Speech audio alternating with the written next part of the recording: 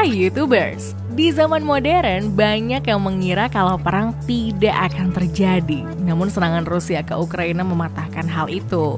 Perang di sebuah negara bisa jadi kiamat seperti bencana alam lainnya. Tidak heran di beberapa negara sudah menyiapkan bangunan itu untuk menghindar dari perang. Dan berikut daftar bunker bertahan hidup paling tidak biasa sepanjang masa. Bola anti kiamat. Menghadapi kiamat, seorang penduduk desa Qiantun di China yakni Liu Qiwan yang berusia 45 tahun menciptakan sebuah bola raksasa anti tsunami yang diyakini bisa menyelamatkan dirinya saat kiamat tiba. Mantan petani dan pembuat perabot rumah tangga ini merancang perahu Nuh berbentuk bulat untuk tahan menghadapi situasi tsunami dan gempa bumi dahsyat.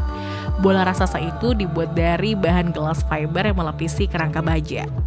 Pembuatan bola anti kiamat ini memakan biaya 30.000 pound sterling atau sekitar 465 juta rupiah.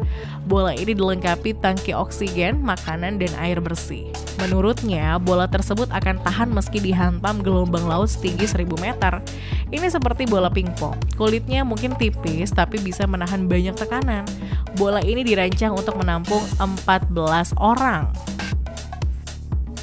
Namun, masih kemungkinan untuk dimasuki 30 orang untuk waktu bertahan kira-kira 2 bulan.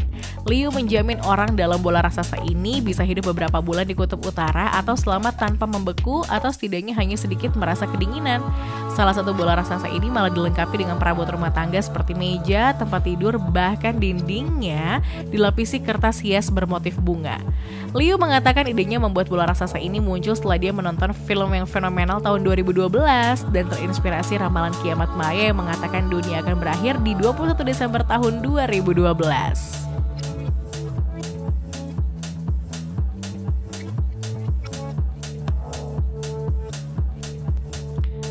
Di Oppidum. Bunker mewah bernama Oppidum ini terletak di sebuah bukit tersembunyi di Republik Ceko dan berbatasan langsung dengan wilayah perkampungan yang indah. Bangunan ini dikelilingi oleh tembok yang tinggi.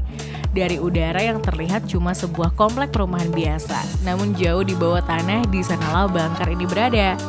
Bangunan yang punya luas nyaris 70.000 meter persegi ini lebih dari sekedar bunker anti kiamat.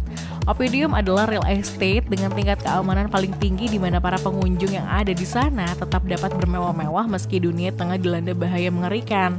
Bunker ini diciptakan oleh Jakub Zamrazil, pengusaha asli Ceko dengan rekam jejak yang mentereng, terutama dalam bisnis real estate, penjualan, dan pemasaran. Nama Oppidum diambil dari bahasa Latin Oppidum yang berarti benteng yang dibangun Eropa pada awal zaman besi.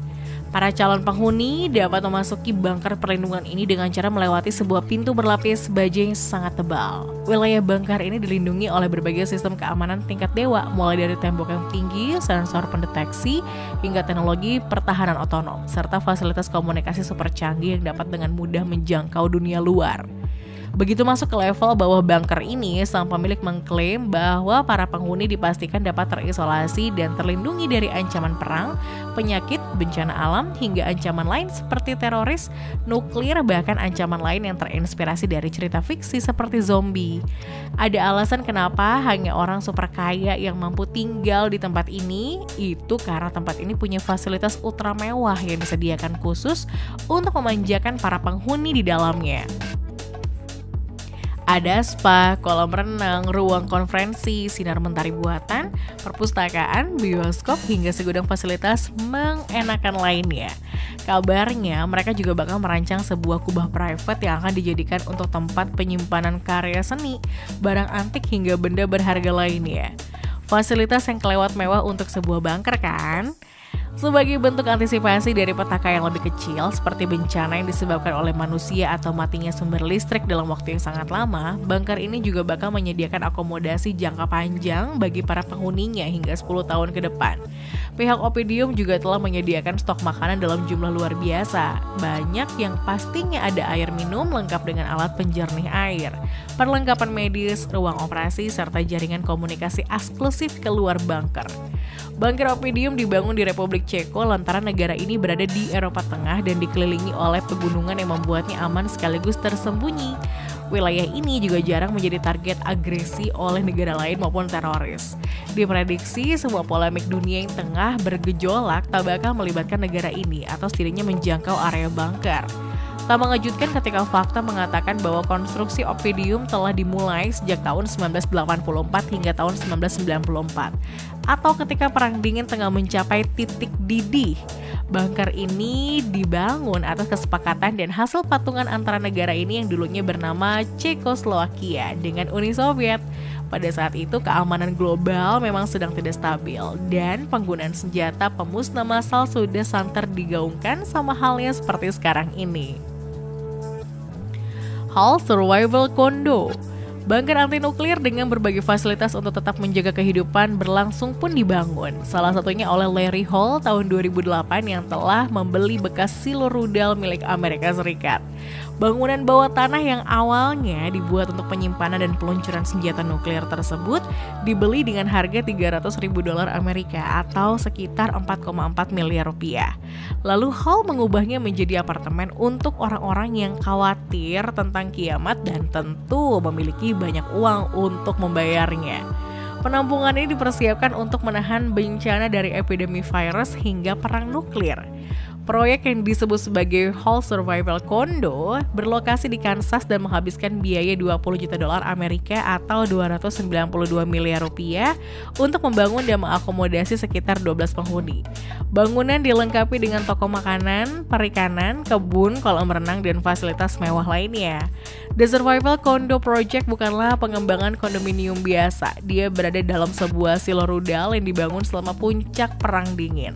Struktur ini menjadi tempat penyimpanan hulu ledak nuklir tahun 1961 hingga 1965 dan dibangun untuk menahan ledakan nuklir secara langsung. Vivos X Point. Kompleks bunker ini dibangun demi satu tujuan, yakni menjadi tempat berlindung jika di masa depan akan ada bencana global yang melanda dunia. Bunker-bunker ini dikatakan dapat menampung sampai 10.000 orang. Pemiliknya mengklaim bunker ini melindungi mereka dari perang nuklir, virus mematikan, bahkan serangan asteroid. Ada 575 bunker yang tersedia. Ratusan bunker yang terletak di South Dakota, Amerika Serikat, awalnya adalah bunker militer. Pangkalan Angkatan Darat Black Hills pada awalnya dibangun oleh Army Corps Engineers sebagai benteng untuk menyimpan bom dan amunisi dari tahun 1942 sampai 1967. Oleh perusahaan Vivos, tempat ini diubah menjadi penampungan untuk menghadapi kiamat. Grup Vivos adalah perusahaan yang berbasis di California, didirikan oleh Robert Ficino. Memasuki bunker harus melewati pintu besar dan berat. Perusahaan tersebut mengusulkan pembangunan tempat penampungan bawah tanah yang dirancang tahan bencana dan kepunahan umat manusia. Saat ini ada 575 bunker yang tersedia. Luas kompleks bunker ini 3/4 ukuran kota Manhattan, New York. Ark II Shelter. Seorang pria Kanada berusia lanjut membuat bunker anti senjata nuklir dari 42 bus sekolah yang dikubur untuk mempersiapkan kedatangan hari akhir dunia. Bruce Beach berusia 83 tahun, mulai membangun bunker seluas 929 meter persegi yang dinamainya Ark II sejak 1980-an di tengah puncak Perang Dingin. Dengan dibantu para sukarelawan, Bruce mengelola bunkernya tetap terjaga untuk mengantisipasi pecahnya perang nuklir. Bruce mengatakan bahwa dia benar-benar yakin dunia akan hancur akibat perang nuklir dan dia amat terkejut perang ini belum pecah beberapa dekade setelah membangun bunker. Untuk membangun bunkernya, Bruce mengubur 42 bus ini sedalam hampir 5 meter. Bus-bus ini kemudian dilapisi beton dan dibuat menjadi sebuah jaringan perbentengan. Bunker buatan Bruce ini dihuni 500 orang dengan perbekalan untuk 3 pekan. Waktu yang cukup hingga radiasi nuklir mencapai level aman. Menurut Bruce, lapisan tanah di atas komplek bunkernya ini seharusnya cukup ya untuk menjaga orang-orang dalam bunker dari efek radiasi. Untuk penerangan, Bruce menggunakan generator diesel. Bunker ini memiliki 2 kapur, ruang penyimpanan senjata, tangki dekontaminasi, ruang komunikasi radio, dan hampir 19.000 liter air bersih. Bruce menambahkan kalau perang pecah maka dia akan terlebih dahulu menampung anak-anak ketimbang orang dewasa karena mereka adalah masa depan peradaban. Bunker ini memiliki ruang khusus yang bisa menampung hingga 96 orang anak. Bunker 42. Bunker bawah tanah di sebelah stasiun metro Tangenskaya ini dibangun tahun 1950-an pada puncak Perang Dingin. Pintu masuknya disamarkan seperti rumah abad ke-19 yang terlihat biasa saja. Padahal dindingnya menyembunyikan tutup semen setebal 6 meter. Bunker ini terletak di kedalaman 65 meter atau setara dengan 17 lantai di bawah tanah dan berada di level yang sama dengan ini adalah lingkaran metro. Kompleks bawah tanah ini memiliki luas 7.000 meter persegi dan terbagi dalam 4 blok terowongan. Markas cadangan Staf Jenderal Angkatan Udara berada di sini sehingga mereka tetap bisa bekerja bahkan jika Moskow digempur oleh serangan nuklir. Temperatur dalam bunker ini mencapai 16 derajat Celcius. Tahun 2006 Museum Perang Dingin dibuka di bunker ini.